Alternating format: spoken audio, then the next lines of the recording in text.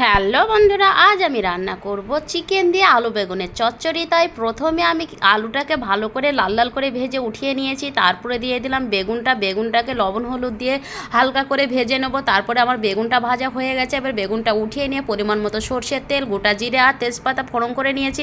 তারপর দিয়ে দিচ্ছি চেরা কাঁচা লঙ্কা আর পেঁয়াজ কুচি। তারপর দিয়ে দিলাম আদা রসুন বাটা, লবণ, হলুদ, লঙ্কা গুঁড়ো আর জিরে ধনে গুঁড়ো দিয়ে সামান্য মশলা দিয়ে সামান্য জল দিয়ে আমি মশলাটা কষিয়ে নিলাম। তারপরে দিয়ে দিলাম চিকেনটাকে ভালো করে 2 মিনিট মতো কষিয়ে নিয়েছি। তারপরে দিয়ে দিলাম ভেজে রাখা আলুটাকে দিয়েও আমি 2 মিনিট কষিয়ে নিয়েছি। তারপরে দিয়ে দিলাম পরিমাণ মতো জল।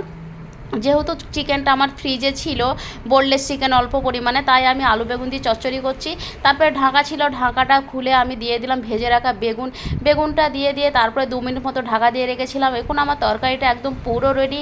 খেতে কিন্তু দারুণ লাগছিল। ভিডিও যদি ভালো লাগে লাইক কমেন্ট শেয়ার সাবস্ক্রাইব করতে একদম ভুলবে না। ফেসবুক পেজটা ফলো করে আমার পাশে থাকবে। টাটা।